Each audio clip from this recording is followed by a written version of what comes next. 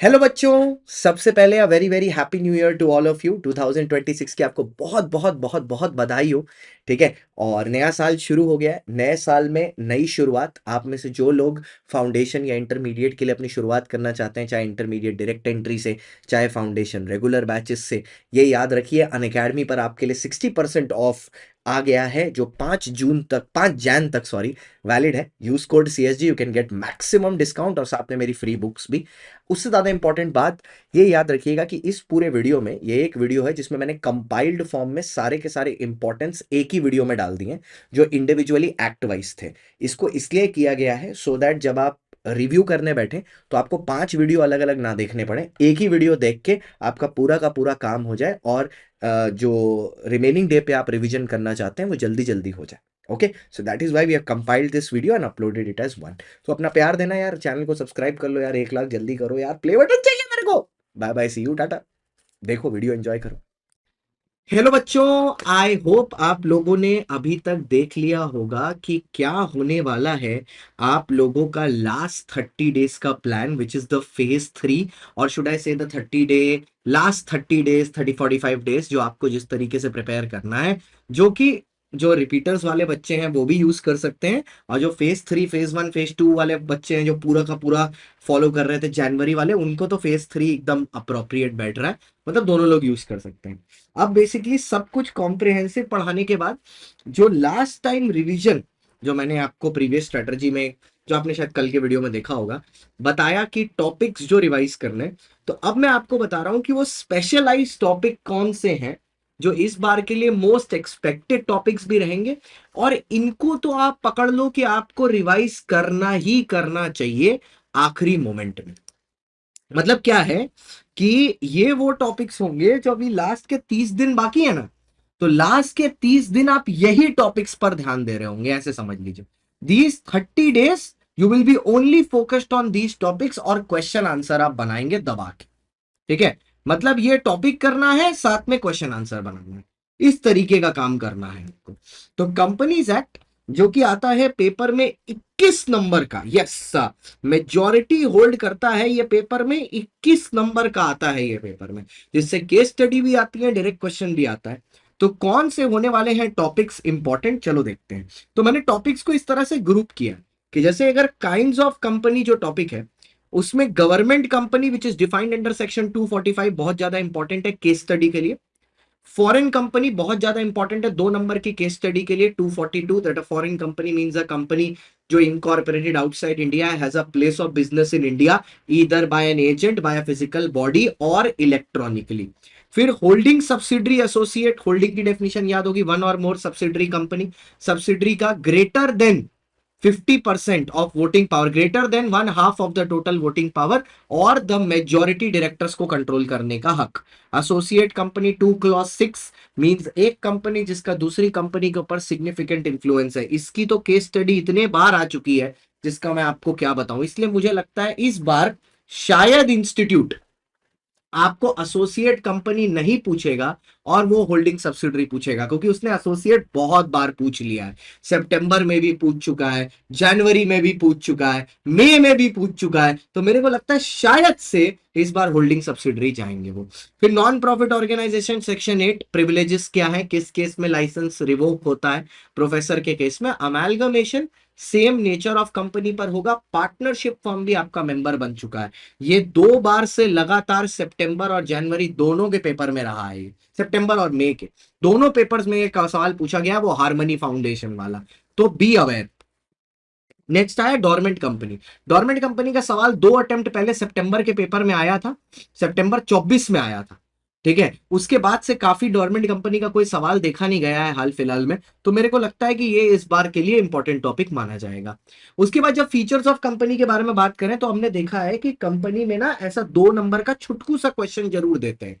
तो मुझे लगता है कि परपेचुअल सक्सेशन या कॉर्पोरेट व्हील के ऊपर, सेपरेट लीगल एंटिटी के ऊपर इस बार भी एक छोटा सा केस स्टडी दिया जा सकता है 2 नंबर का। जब डॉक्ट्रिन की बात करें तो पिछली बार ही अल्ट्रा विरस और कंस्ट्रक्टिव नोटिस आया था, बट मेरे को लगता है अभी भी अल्ट्रा विरस और indoor management is highly highly relevant. साथ में इंडोर मैनेजमेंट के ऊपर तो हो सकता है आपको पैराग्राफ डायरेक्ट क्वेश्चन ही पूछ ले कि what is indoor management, what are is exceptions, तो वो भी आपके लिए बहुत ज्यादा रेलेवेंट हो जाएगा। अल्ट्रा वेरिस को थ्योरी क्वेश्चन की तरह भी बना लेना, what do you mean by ultra vires and what are the consequences of ultra vires transaction. देखो सर, आईसीआई जब कोई चीज को एक बार छेड़ता है ना, तो पास्ट में हमने देखा है कि वो पलट पलट के उसी चीज पर बार बार आते जाता है। ठीक है, ये हम लोगों ने पास्ट में देखा है। इसीलिए मुझे ऐसा लगता है, ठीक है, मुझे ऐसा लगता है, ठीक है, कि जो फॉल्स मतलब जो आर्टिकल्स वाला पोर्शन है ना, उसको 2 बार से लगातार पूछा गया है पेपर में। तो मुझे लगता है कि इसके हाईली प्रोबेबल चांसेस है कि इसको एक बार और इंस्टीट्यूट छेड़ सकता है। तो इसके लिए प्रिपेयर्ड रहिएगा, आर्टिकल्स वाला बढ़िया से कर लीजिएगा, मेमोरेंडम आर्टिकल में डिफरेंस क्या होता है वो भी देख लीजिएगा, और एंट्रेंचमेंट प्रोविजन तो खास करके पढ़ लीजिएगा क्योंकि केस स्टडी उससे बनती है, मैं भी कराऊंगा ही। अब रजिस्ट्रेशन वाला टॉपिक से एक ही बार आज तक केस स्टडी आई है, और मुझे लगता है कि इस बार शायद आनी चाहिए, कि फॉल्स इंफॉर्मेशन देके जो रजिस्ट्रेशन करते हैं ना, जब कंपनी ऑलरेडी चालू हो चुकी होती है, वो वाला केस स्टडी काफी ज्यादा इंपॉर्टेंट है। मैं बेटा आपको ये नहीं बोल रहा कि जो टॉपिक्स मैंने आपको यहां पर दिए हैं इसके अलावा आपको कुछ नहीं करना। मैं बोल रहा हूं आपने कॉम्प्रिहेंसिवली टॉपिक्स पढ़े हैं, मैंने जो 2 फेजेस दिए थे, आई होप आपने वो पूरे फॉलो किए, और अब आप फेज 3 में। मेरा कहने का मतलब है कि जो अब मैंने आपको बोला ना कि अब आप अपने लॉ की टाइमिंग अगर 3 घंटा दे रहे हैं उसमें, तो इस तरह से डिवाइड कर रहे हैं जहां 2 घंटा आप हेविली प्रैक्टिस कर रहे हैं और बस 1 घंटा रिवीजन कर रहे हैं, क्योंकि पिछले 2 महीना से आप 2-2 घंटा रिवीजन कर रहे थे, अब रिवीजन 1 घंटा करेंगे। तो वो 1 घंटा रिवीजन में आपको इन टॉपिक्स के ऊपर ध्यान दें, ठीक है, कि इनको ब्रश अप करते रहना, क्योंकि बाकी टॉपिक्स भी क्वेश्चन करते समय आपके प्रैक्टिस हुई है। तो ये हो गया कंपनीज एक्ट का। अब अगला आएगा एलएलपी और आईआरएफ का। ऐसे करते करते आपके सारी चीजें आती रहेंगी एक एक करके। तो पार्टनरशिप एक्ट 20 मार्क्स का आता है पेपर में, 20 नंबर का, ठीक है। एंड बढ़िया है, बढ़िया इजी है। तो इसमें 3 यूनिट है, तो मैं तीनों यूनिट वाइज आपको टॉपिक्स बता देता हूँ कौन कौन से इजी होते हैं, मतलब कौन कौन से आपको लास्ट मोमेंट में रिवाइज करने चाहिए। जैसे सबसे पहले आता है true test of partnership. Sir true test of partnership basically होता क्या है? True test of partnership is MAP, mutual agency, agreement और साथ में प्रॉफिट शेयरिंग। फिर आता है टाइप्स ऑफ पार्टनरशिप। सर तो टाइप्स ऑफ पार्टनरशिप 2 तरीके में होता है, एक होता है टाइम के बेस पे, एक होता है पर्पस के बेस पे। टाइम के बेस पर अगर आपको याद हो, एक आती है partnership at will section number 7, और एक आता है पार्टनरशिप फॉर फिक्स पीरियड। जब पर्पस की बात करते हैं तो भी 2 होते हैं, एक होती है जनरल पर्पस पार्टनरशिप, एक होती है पर्टिकुलर पर्पस पार्टनरशिप, ठीक है। जनरल पर्पस पार्टनरशिप में सब चीज के लिए लाइबिलिटी होती है, पर्टिकुलर पर्पस पार्टनरशिप में सिर्फ एक लाइबिलिटी होती है, ओके। उसके बाद आता है नॉमिनल पार्टनर। इसके ऊपर मेरे को लगता है ये 2 या 3 नंबर का क्वेश्चन पास्ट में भी आया हुआ है। Directly nominal partner, nominal partner वो पार्टनर होता है जो पार्टनरशिप फर्म में एक्चुअल पार्टनर है नहीं, उसने सिर्फ कैपिटल दिया है फर्म में, कैपिटल भी नहीं दिया, ना प्रॉफिट शेयर करता है ना लॉस लेता है, लेकिन थर्ड पार्टी को लायबल होता है। फिर एक आता है ये partner by holding out, section number 28 में आता है, ये बहुत ज्यादा जरूरी, ठीक है। इसके ऊपर केस स्टडी भी प्रीवियसली भी आ चुकी है, माधव वाली जो केस स्टडी है, करेंगे अपने ब्रह्मास्त्र में भी इस पे। फिर सेक्शन 9 और सेक्शन 10। सेक्शन 10 बात करता है फ्रॉड के बारे में, 9 बात करता है कि जनरल ड्यूटीज क्या होती हैं पार्टनर्स की पार्टनरशिप फर्म में। उसके बाद आता है 12 और 13। 12 आता है कि बिजनेस कंडक्ट करने में क्या ड्यूटीज होती हैं। 13 बात करता है कि भैया right and duty in the absence of a deed क्या क्या है।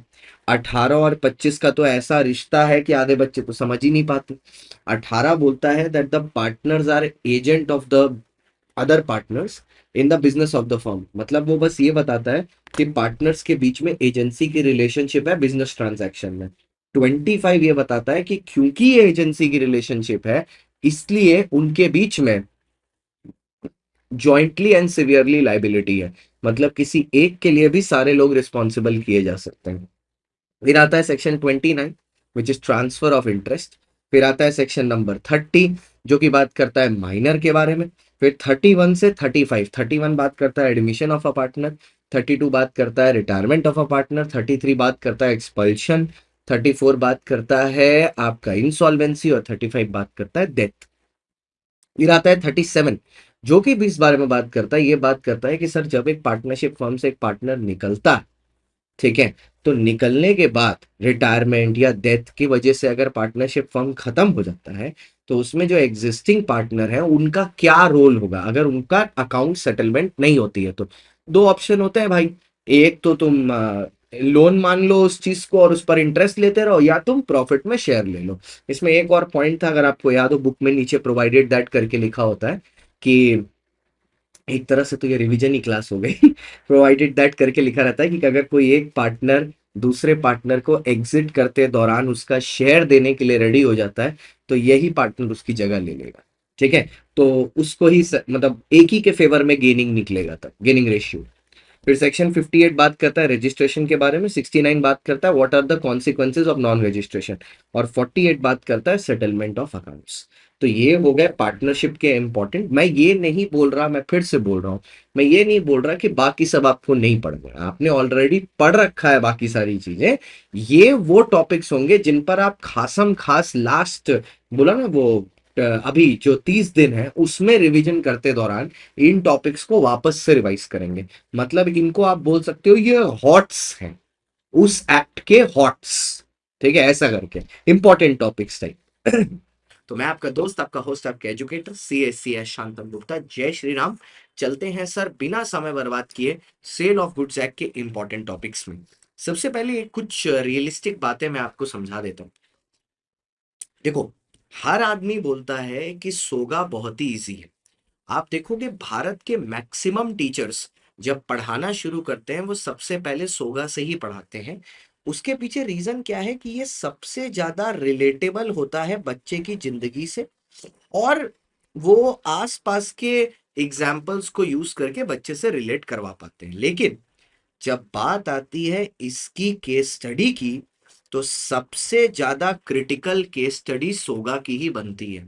बच्चों भी मेरे साथ जो लोग अग्री करेंगे चैट में बताना जरूर कि यस सर अग्रीड, लिख देना इसी समय कि सोगा ही वो टॉपिक है जिसमें बच्चे सबसे ज्यादा कंफ्यूज होते हैं कि कब सेक्शन 18 लगेगा, कब 19 लगेगा, कब 20 लगेगा, कब 21 लगेगा, कब 22 लगेगा, कब 23 लगेगा, या कब 8 लगेगा, कब 7 लगेगा, कब 9 लगेगा, कब 10 लगेगा, कब अनसर्टेन है, कब असर्टेन है, कब स्पेसिफिक है, सबसे ज्यादा इसी में होता है।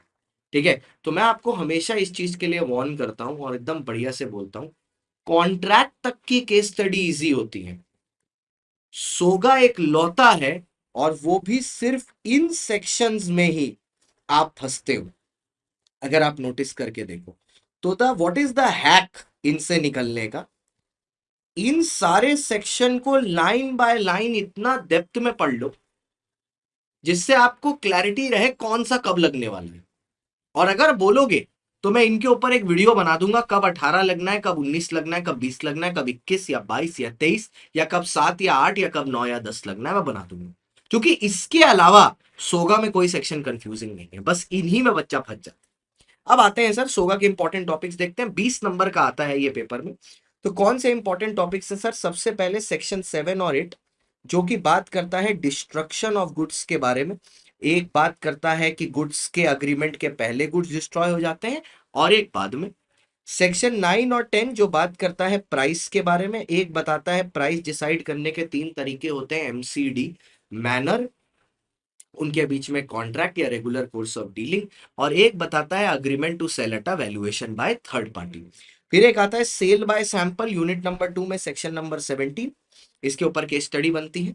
डिस्क्रिप्शन सेक्शन नंबर 15, और सैंपल प्लस डिस्क्रिप्शन भी 15 में ही आता है। और क्वालिटी फिटनेस सेक्शन 16 सबसेक्शन 1, इनके ऊपर केस स्टडीज बनती है। इसी के साथ केवियट एम्प्टर की भी डेफिनेशन इंपॉर्टेंट है क्योंकि इसके साथ ये वाला पंच होके आ सकता है। इनफैक्ट कल MTP 1 हुई है, आपने उसमें सीमा वाला क्वेश्चन देखा होगा, वो इसी का एक मिक्सचर था। ठीक है, या तो इसके साथ इसको मिक्स कर देते हैं, या इसके साथ कर देते हैं, या इसके साथ कर देते हैं।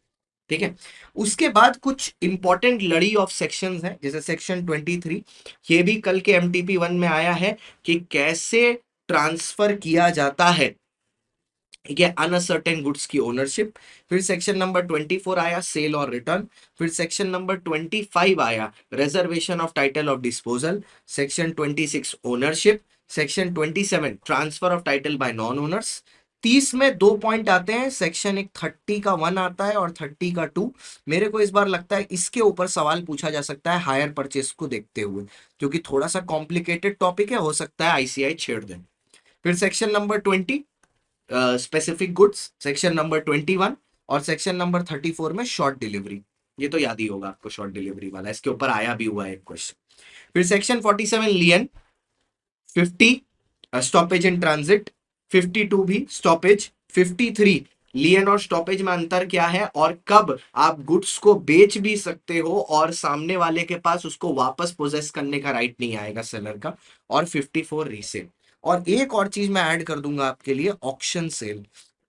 पिछले दो अटेम्प्ट में नहीं आया है, उसके पहले सब अटेम्प्ट में आया है। मेरे को लगता है इस बार कमबैक करेगा, तो इस बार इसका कमबैक होगा। और फिर हम लोग बोलेंगे कमबैक हो तो ऐसा, जैसे अक्षय खन्ने का हुआ टडंग टडंग डंग टंग टंग टडंग डडंग। तो भैया इनका भी कमबैक इस बार होने का चांस है। अब ये थे आपके सोगा के मोस्ट इंपॉर्टेंट पॉइंट्स। अब बचता है सिर्फ कॉन्ट्रैक्ट का, जिसका वीडियो आपका कल आ जाएगा। अब ये वीडियो किस लिए है, यहां पर हम आपको बताना जा रहे हैं एलएलपी, आईआरएफ और नेगोशिएबल इंस्ट्रूमेंट के इंपॉर्टेंट टॉपिक्स। मतलब ये वीडियो आपके कितने नंबर के लिए होने वाली है, 6 नंबर के लिए आता है एलएलपी। ठीक है, मतलब 6 मार्क्स के लिए, हाँ 6 मार्क्स के लिए आता है एलएलपी, 6 मार्क्स के लिए आता है आईआरएफ और 14 मार्क्स के लिए आता है आपका नेगोशिएबल इंस्ट्रूमेंट। तो 26 मार्क्स की वीडियो होने वाली है ये, तो इसको ध्यान से देखिएगा। देखिए सर, मैं आपको ये बिल्कुल नहीं बोलता इन वीडियो के माध्यम से कि आपको सिर्फ यही टॉपिक्स पढ़ने हैं। मैंने खुद आपको डिटेल में पूरा का पूरा कॉम्प्रिहेंसिव सिलेबस यूट्यूब पर पढ़ाया है, जैसे मैं पेड बैच में पढ़ाता हूँ एकदम सेम मैनर में। फिर उसको वन शॉट द्वारा रिवाइज भी कराया है। फिर मैंने आपको उसी का कैप्सूल रिवीजन भी बना के दिया है 15-15 20-20 मिनट में। और जो जो टॉपिक्स का नहीं है उसको इस बार मैं कंप्लीट भी कर दूंगा। तो मैंने आपको 3 वैरायटी की तरह दिया है। उसके बाद मैं आपको ये इंपॉर्टेंस देने का लॉजिक क्या होता है कि इन टॉपिक्स को आप बहुत ही ज्यादा अच्छी तरीके से कर लो, क्योंकि ये मोस्ट रेलेवेंट होते हैं for questions being asked on a repetitive scale. वो इसका लॉजिक होता है। तो लिमिटेड लाइबिलिटी पार्टनरशिप में incorporation of the LLP section 11 and 12 is very important. Designated partner पर केस स्टडी, अभी हाल फिलहाल में देखा गया है कि पिछले 2 अटेम्प्ट से ये एलएलपी के ऊपर केस स्टडी भी पूछ रहे हैं। तो मेरे को लगता है कि एलएलपी के ऊपर अगर केस स्टडी आती है तो डेजिग्नेटेड पार्टनर एक बहुत अच्छी जगह है पूछने के लिए। उसके बाद नेम ऑफ द एलएलपी के लिए 15, 16, 17 ये 3 क्वेश्चंस आर इंपॉर्टेंट। सेक्शन 6 के ऊपर केस स्टडी आ सकती है, मिनिमम 2 नंबर ऑफ पार्टनर। और जो फीचर्स है उसके ऊपर भी केस स्टडी पूछी जा सकती है। तो एक बार जनरल रीडिंग फीचर्स को, specially body corporate, purpose of business जो कि है प्रॉफिट, म्यूचुअल एजेंसी, ठीक है, और फॉरेन एलएलपी, इन 4 चीजों को फीचर्स में एक बार देख लीजिएगा। और हाँ, एक चीज और ऐड करनी थी मेरे को इसमें, भूल गया मैं, स्मॉल एलएलपी की डेफिनेशन। बहुत लंबे समय से स्मॉल एलएलपी पर कुछ नहीं आया, तो मुझे लगता है या तो इस बार डायरेक्ट क्वेश्चन, या तो अगर आईसीआई को थोड़ा सा स्पाइस अप करना है चीजों को, तो हो सकता है इस पर केस स्टडी भी पूछ सकता है। तो यहां से आपके 6 नंबर बन जाएंगे। जब आईआरएफ की बात आती है तो इसमें टाइप्स ऑफ लॉ, कि लॉ कितने प्रकार की होती है, 3 तरह की, 4 तरह की। मिनिस्ट्री में ministry of finance, RBI, SEBI और ministry of law and justice. और टाइप्स ऑफ कोर्ट, ये 3 चीज इंपॉर्टेंट है। पिछली बार सोर्सेज ऑफ लॉ आ गया था, तो मेरे को नहीं लगता कि ये इस बार फिर से आएगा। इस बार टाइप्स थोड़ा ज्यादा इंपॉर्टेंट है। अब आते हैं नेगोशिएबल इंस्ट्रूमेंट। सर जब नेगो की बात करते हैं तो ये 14 नंबर का है, and due to some reason बच्चों को ये थोड़ा डिफिकल्ट भी लगता है। तो इसका एक बार कॉम्प्रिहेंसिव लेक्चर देख लेना तो बेटर रहेगा। मैंने कॉम्प्रिहेंसिव में करवाया हुआ है, नया टॉपिक है। और उसके बाद वन शॉट देख लेना। वैसे तो इसका 22 मिनट का रिविजनरी वीडियो भी है, ठीक है। और प्रेजेंटमेंट, जो टॉपिक आपको एक्स्ट्रा कंफ्यूजिंग लगता है, उसका 23 मिनट का डिटेल्ड प्रेजेंटमेंट का एक एक पॉइंट लिख के वीडियो है। मिलेगा कैसे? जो भी टॉपिक आपको चाहिए, प्रेजेंटमेंट मान लो, या नेगोशिएबल इंस्ट्रूमेंट, या सोगा, सब चीज के वीडियो है मेरे पास। तो उसको लिख के यूट्यूब पर खाली मेरा नाम लिख के सर्च कर लो। लाइक फॉर एग्जांपल, आपको नेगोशिएबल इंस्ट्रूमेंट चाहिए, आपने लिखा नेगोशिएबल इंस्ट्रूमेंट शांतम गुप्ता, विभिन्न प्रकार के वन शॉट्स आ जाएंगे, अलग अलग तरीके के, कोई सा भी आप देख सकते हो, ठीक है। आइए, तो सबसे पहले बिल ऑफ एक्सचेंज और प्रॉमिसरी नोट में अंतर क्या होता है, डिफरेंस बिटवीन तो आता ही है पेपर में, ठीक है, पिछली बार 7 नंबर का आया था सेल और हायर परचेस में। फिर कैरेक्टरिस्टिक ऑफ नेगोशिएबल इंस्ट्रूमेंट की, नेगोशिएबल इंस्ट्रूमेंट के आखिरकार कैरेक्टरिस्टिक क्या है। उसके बाद टाइप्स ऑफ नेगोशिएबल इंस्ट्रूमेंट, इससे भी क्वेश्चन आया था 7 नंबर का, inchoate instrument, ambiguous instrument, inland instrument, foreign instrument. अगर ये इनलैंड, फॉरेन, इनकोहेट, एम्बिगुअस में थोड़ा सा कंफ्यूजन है तो आप मेरे इंस्टाग्राम चैनल पर जा सकते हो, सी एस शांतम गुप्ता, और उसमें जो हाइलाइट्स वाला कॉलम होता है ना, उस हाइलाइट्स वाले कॉलम को खोलना, उसमें जी के जी गुप्ता जी का ज्ञान बोल के एक सीरीज है, उसमें 7 वीडियो है 30 सेकंड के, उसमें ये सारे कॉन्सेप्ट्स कवर है, और अच्छा लगे तो फॉलो भी कर देना। सेक्शन 138 डिसऑनर ऑफ चेक, इसके ऊपर तो केस स्टडी 100% बनता है। सेक्शन 117 रूल्स फॉर कंपेंसेशन और प्रेजेंटमेंट पूरा अगर नहीं कर पा रहे हैं तो सेक्शन 67, 70, 72 और 77 तो जरूर कर लें। तो ये आपकी इंपॉर्टेंस थी इन रिलेशन टू एलएलपी, सोगा, सॉरी एलएलपी, नेगोशिएबल और आईआरएफ। इसके पहले मैं आपको कंपनी और पार्टनरशिप दे चुका हूं, 5 हो गए। अब 2 वीडियो आएंगे, एक आएगा सोगा का इसके बाद, और एक आएगा लास्ट वाला कॉन्ट्रैक्ट का, तो इंपॉर्टेंस का टॉपिक खत्म हो जाएगा। उसके बाद डिफरेंस बिटवीन का आएगा, उसके बाद कैप्सूल रिवीजन के जो बचे हुए पोर्शंस है वो आएंगे, और बीच बीच में मैं आपके साथ बातचीत करता रहा। इंडियन कॉन्ट्रैक्ट एक्ट के मोस्ट इंपॉर्टेंट टॉपिक बच्चे पूछ रहे थे कि सर ये वाला भी दे दीजिए, यूनिट वाइज मैंने निकाले हैं, पहले ही बता दे रहा हूं।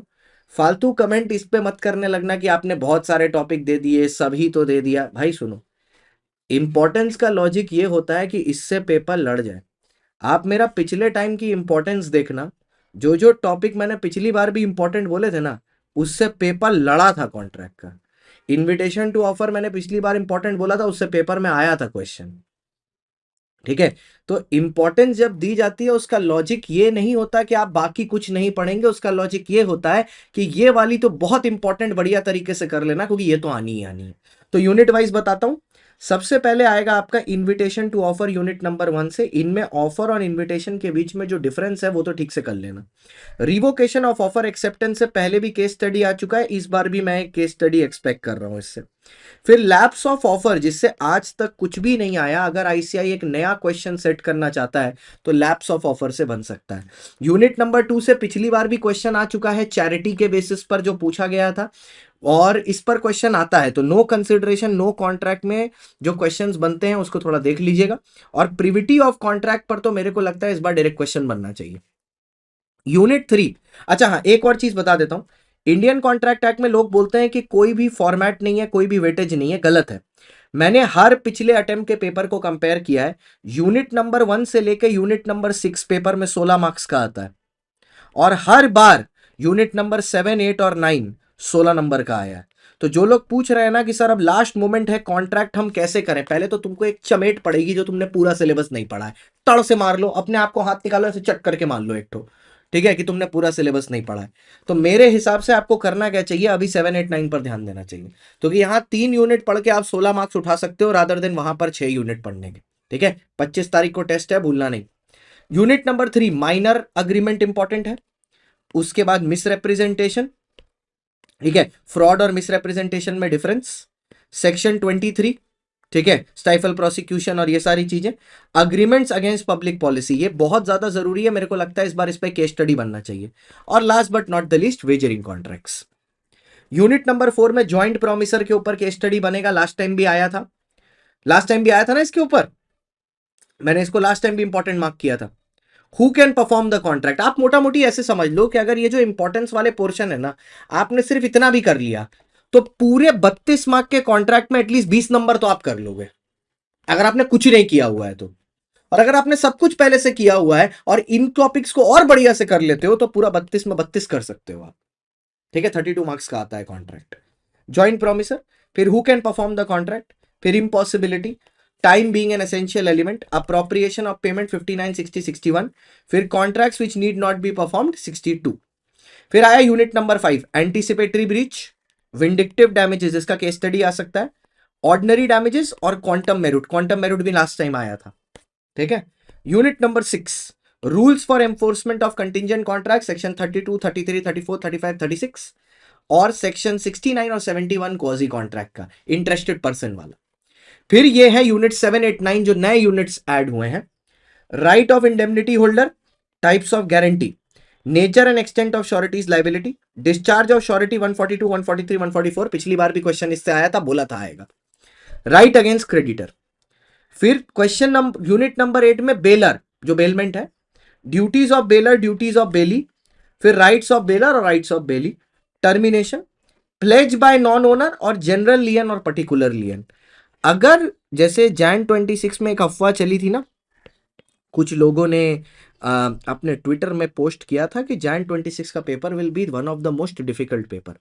मेरे को लगता है अगर ये बात सत्य है तो जो डिफरेंस बिटवीन है वो जनरल लियन और पर्टिकुलर लियन का आएगा, ऐसा मेरे को फील होता है। ठीक है, फिर आया unit number 9, test of agency, agency by estoppel, ratification, emergency versus necessity, sub agent, substituted agent, rights of agent, irrevocable agency और last but not the least termination.